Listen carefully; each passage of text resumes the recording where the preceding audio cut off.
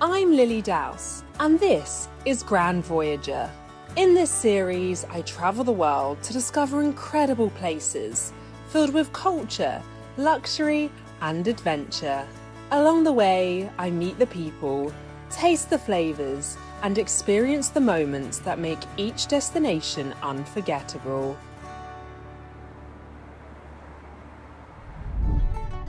Today, I'm travelling to Scotland, where historic cities, proud traditions, and stunning landscapes come together. From sandstone streets and dramatic views, this is a country full of character. Hello and welcome to Scotland.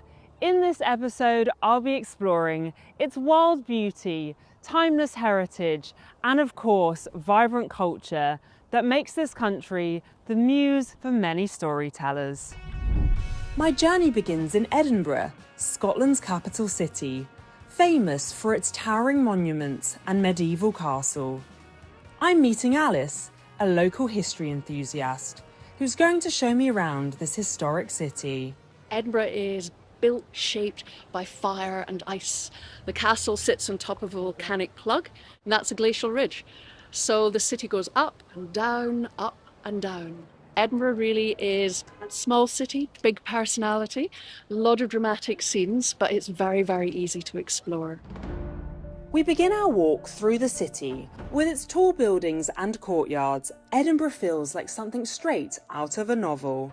When you look at a courtyard like this, and you've got all these little architectural details, you can see the date up there, 1587, and this gorgeous, rich yellow saffron colour. And they got this colour by mixing iron filings through the mix, just to get this lovely gold colour. It's the same colour they used on the King's Great Hall at Stirling Castle.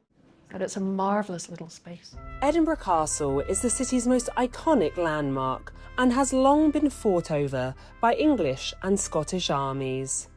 Inside the castle walls, we explore the centuries-old defences and inner courtyards where daily life once took place. So this was a really important part of the castle. This is the heart of the castle, yes. You've got all the living things like blacksmithing, weaponsmithing, food production, and then up here, this is where the monarchs lived. Close by is the Great Hall, a medieval space with an original wooden ceiling, historic weapons, and centuries of royal history. From here, we head to one of the castle's smallest buildings, St Margaret's Chapel. This is the oldest building in the whole of Edinburgh Castle. It's the oldest building still standing in Edinburgh. It was built in the 1100s by King David of Scotland in memory of his mother, Saint Margaret, Queen of Scots. As we explore the castle, it's clear how much history is stored within its walls. From here, you can just see why Edinburgh Castle is so iconic. You know, we've come up and down secret staircases, round the battlements, and you really get a feeling for how this castle is not just one building, it's a fortress, a whole fortified community living up here on the rock. And when you look out, just look at that view. Scotland is a land of castles and grand buildings shaped by centuries of history. Just outside Edinburgh city centre, Prestonfield House is one of them. Once a private residence, the hotel dates back more than 300 years and will be my base during my time in Edinburgh. Inside, it's packed with antiques, paintings, sculptures, and dramatic dining rooms. Over the years, it has welcomed famous guests, from prime ministers and presidents to Hollywood movie stars. If the walls and furniture could talk, I'm sure they would tell a fascinating story. The Scottish charm continues at breakfast, with fresh salmon, poached eggs, and crusty bread. For anyone who loves heritage, character, and a touch of luxury, this hotel really does tick all the boxes.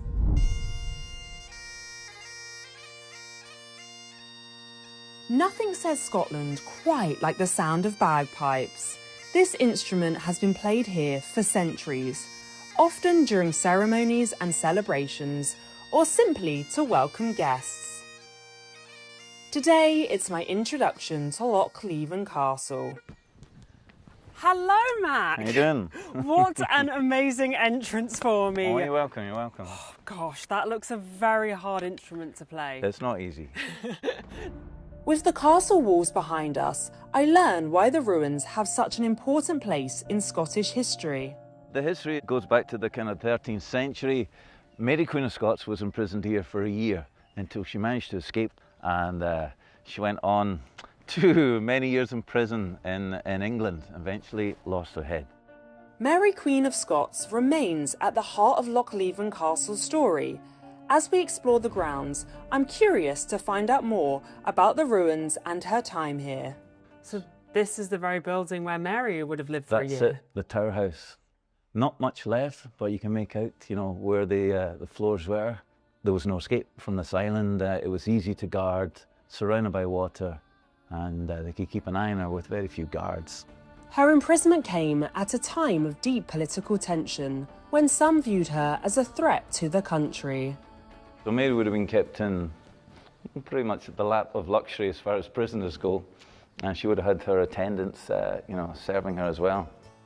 Today, the ruins remain closely tied to the story of Mary, Queen of Scots. Leaving the island behind, Mac and I continue our journey to St Andrews. This famous coastal town is home to the oldest golf course in the world. Scotland is the home of golf, and we're here at St Andrews. It is, that's right. The oldest golf course in the world. That's very impressive. It's like Holy Grail touching it. Pretty much. Sacred hallowed turf, as they say. And why is golf so important to Scottish people? It's one of our national sports. This is the home of golf. It's very popular, and now we've been playing it for centuries. So there's a lot of history where we're standing right now. You feel the history, like it's definitely. all around you.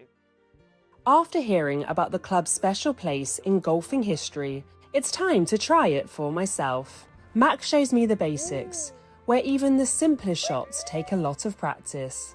It's a fun way to experience the game, and of course, there's nowhere better to play golf than the home of golf.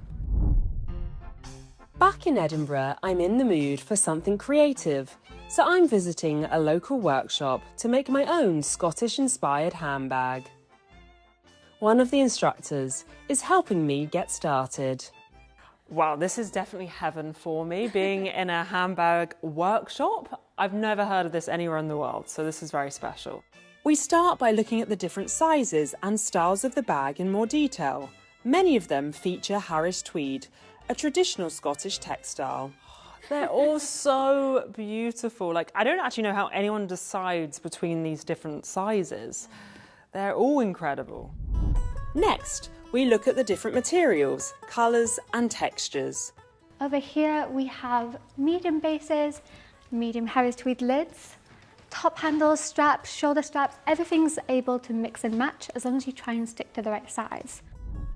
Now it's my turn to look around and pick out the pieces for my own bag. Once chosen, we start putting everything together.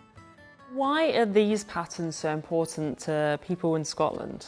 Well, it's really interesting. A lot of them are based on the beautiful landscapes on the Outer Hebrides, which is just on the coast of Scotland, but it's all 100% wool. Harris tweed is actually the only material in the whole world that has its own Act of Parliament.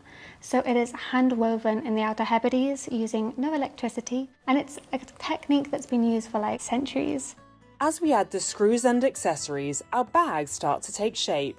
Definitely easier said than done. There's definitely a technique to it, but you've got to be pretty crafty.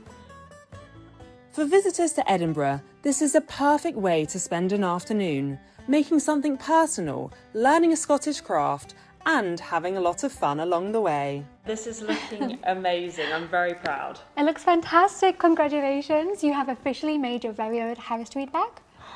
This is a new obsession now, getting to make handbags. Everyone's going to be so impressed wherever I travel.